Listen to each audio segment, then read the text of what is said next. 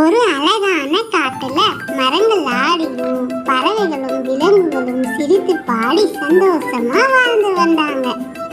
அந்த காட்டுல தான் நம்ம சின்ன புலியும் வாழ்ந்து வந்தது. அது ரொம்ப நல்லவன் தான், ஆனா கொஞ்சம் தில்லுமுள்ளு செய்யற புலி. அவனுக்கு எல்லாரையும் கிண்டல் செய்யறது தான் ரொம்ப பிடிக்கும். ஒரு நாள் அவன் வேகமா ஓடி வந்தான்.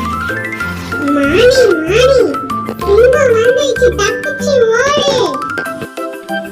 மானும் அதை கேட்டு 200 மீட்டர் ஓடிட்டான். சின்ன புலி சிரிச்சது.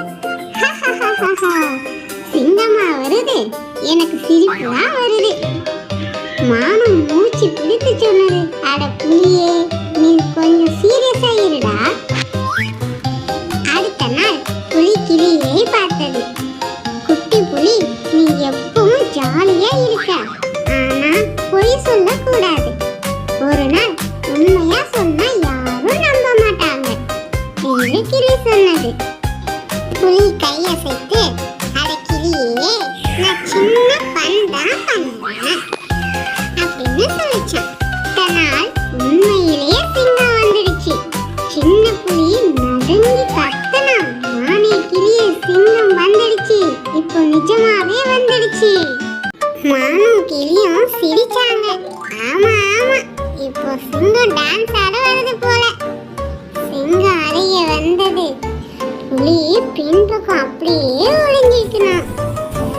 அது மெதுவாக சொன்னது. இப்போ தெரிஞ்சிச்சு, பொய் சொன்னா உண்மையா வரும்னு. சிங்கம் புலியை பார்த்து சொன்னது, நீ சின்ன பொய்யாளிதானே.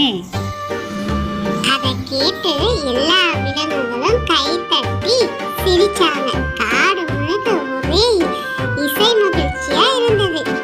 அப்புறம் எல்லா விலங்குகளும் சேர்ந்து சொன்னாங்க, இனிமே யாரும் பொய் சொல்லக்கூடாது, உண்மைதான் சொல்லணும்.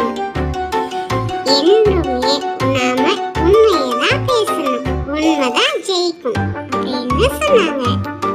இனி சிங்கத்தோட ஜோக் பண்ண மாட்டியா?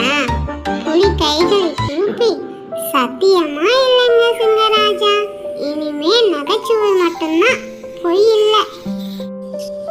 ஹாய் ஃப்ரெண்ட்ஸ், இந்த கதையிலிருந்து நாம யார்கிட்டையும் பொய் சொல்லக்கூடாதுன்னு தெரிஞ்சுக்கிட்டோம். உங்களுக்கு இந்த கதை பிடிச்சிருந்தா லைக் பண்ணுங்க, ஷேர்